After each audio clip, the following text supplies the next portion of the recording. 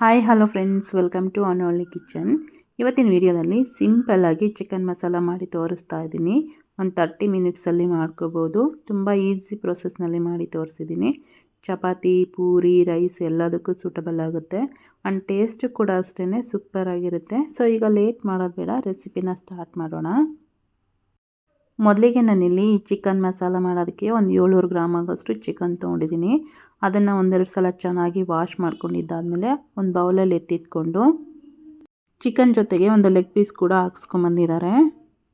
ಇವಾಗ ಇದಕ್ಕೆ ಬೇಕಾಗಿರೋಂಥ ಮಸಾಲೆನ ಪ್ರಿಪೇರ್ ಮಾಡ್ಕೊಳ್ಳೋಣ. ಒಂದು ಮಿಕ್ಸಿ ಜಾರ್ಗೆ ಸ್ವಲ್ಪ ಹಸಿ ಶುಂಠಿ, ಬೆಳ್ಳುಳ್ಳಿ, ಒಂದು ಅರ್ಧ ಹಿಡಿಯಷ್ಟು ಪುದೀನ, ಒಂದು 8ರಿಂದ 10 ಹಸಿಮೆಣಸು, ಒಂದು ಅರ್ಧ ಹಿಡಿಯಷ್ಟು ಕೊತ್ತಂಬರಿ ಸೊಪ್ಪು, ಒಂದು ಮೀಡಿಯಮ್ ಸೈಜ್ದು ಈರುಳ್ಳಿ, ಹಾಗೆಯೇ ಒಂದು 7ರಿಂದ 8 ಗೋಡಂಬಿನ ಹಾಕಿ ಮಸಾಲೆನ ರುಬ್ಕೊಂಡಿದ್ದಾದಮೇಲೆ ಈ ಚಿಕನ್ ಜೊತೆ ಸೇರಿಸ್ಕೊಂಡು ರುಚಿಗೆ ಎಷ್ಟು ಬೇಕಾದಷ್ಟು ಉಪ್ಪು ಹಾಕಿ ಒಂದು 1/4 ಟೀ ಸ್ಪೂನಷ್ಟು ಅರಿಶಿನ, ಹಾಗೆಯೇ ಒಂದು ಅರ್ಧದಷ್ಟು ಲೆಮನ್ನು ಸಹ ಹಾಕ್ಕೊಳ್ತಾ ಇದ್ದೀನಿ. ಇವೆಲ್ಲವನ್ನು ಹಾಕ್ಕೊಂಡಿದ್ದಾದಮೇಲೆ ಒನ್ಸ್ ನೀಟಾಗಿ ಮಿಕ್ಸ್ ಮಾಡಿಕೊಂಡು ಒಂದು 10 ನಿಮಿಷ ನಾನು ಇದನ್ನು ಮ್ಯಾರಿನೇಟ್ ಆಗೋದಕ್ಕೆ ಬಿಡ್ತಾ ಇದ್ದೀನಿ. ನೆಕ್ಸ್ಟ್ ಇವಾಗ ಇನ್ನೊಂದು ಮಿಕ್ಸಿ ಜಾರ್ಗೆ ಒಂದು 2 ಪೀಸ್ನಷ್ಟು ಚಕ್ಕೆ, ಒಂದು 8 ಲವಂಗ, ಒಂದು ಸ್ಪೂನ್ ಆಗೋಷ್ಟು ಕಾಳು ಮೆಣಸು, ಒಂದು 3 ಏಲಕ್ಕಿ, ಸ್ವಲ್ಪ ಕಲ್ಲುವು, ಹಾಗೆಯೇ ಒಂದು 2 ಸ್ಪೂನ್ ಆಗೋಷ್ಟು ಧನಿಯಾ ಕಾಳು, 1 ಸ್ಪೂನ್ ಆಗೋಷ್ಟು ಗಸಗಸೆನ ಹಾಕಿ ಇದನ್ನು ಪೌಡರ್ ಮಾಡಿ ರೆಡಿ ಮಾಡಿ ಇಟ್ಕೊಳ್ತಾ ಇದ್ದೀನಿ.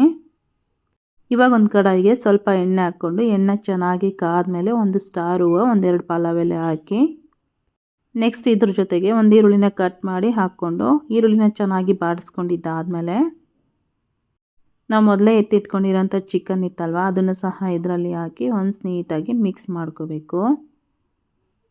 ಮಸಾಲ ರುಬ್ಕೊಂಡಿರೋಂಥ ಮಿಕ್ಸಿ ಜಾರ್ ಇತ್ತಲ್ವ, ಅದಕ್ಕೆ ಸ್ವಲ್ಪ ನೀರು ಹಾಕಿ ಉಳಿದಿರೋಂಥ ಮಸಾಲೆನೂ ಇದ್ರ ಜೊತೆ ಸೇರಿಸ್ಕೊಂಡು ಎಲ್ಲನೂ ಮಿಕ್ಸ್ ಮಾಡ್ಕೊಂಡಿದ್ದಾದಮೇಲೆ ಲಿಡ್ನ ಕ್ಲೋಸ್ ಮಾಡಿ ಒಂದು 10 ನಿಮಿಷ ನಾನು ಇದನ್ನು ಬೇಯಿಸ್ಕೊಂಡು ನೆಕ್ಸ್ಟ್ ಇವಾಗ ಇದಕ್ಕೆ ನಾವು ಪೌಡರ್ ಮಾಡಿ ಎತ್ತಿಟ್ಕೊಂಡಿರೋಂಥ ಮಸಾಲೆ ಪುಡಿ ಏನಿತ್ತಲ್ವ, ಅದನ್ನು ಸಹ ಇದರಲ್ಲಿ ಹಾಕಿ ಮಸಾಲ ಪುಡಿ ಹಾಕಿದ ಮೇಲೆ ನೀಟಾಗಿ ಮಿಕ್ಸ್ ಮಾಡಿಕೊಂಡು ಒಂದು 2 ಸ್ಪೂನ್ ಆಗೋಷ್ಟು ನಾನಿಲ್ಲಿ ಗಟ್ಟಿ ಮೊಸರನ್ನ ಸೇರಿಸ್ಕೊಳ್ತಾ ಇದ್ದೀನಿ. ಒಂದು ಅರ್ಧ ಸ್ಪೂನಷ್ಟು ಪೆಪ್ಪರ್ ಪೌಡರು, ಒಂದು ಅರ್ಧದಷ್ಟು ಲೆಮನ್ ಆ್ಯಡ್ ಮಾಡ್ತಾ ಇದ್ದೀನಿ.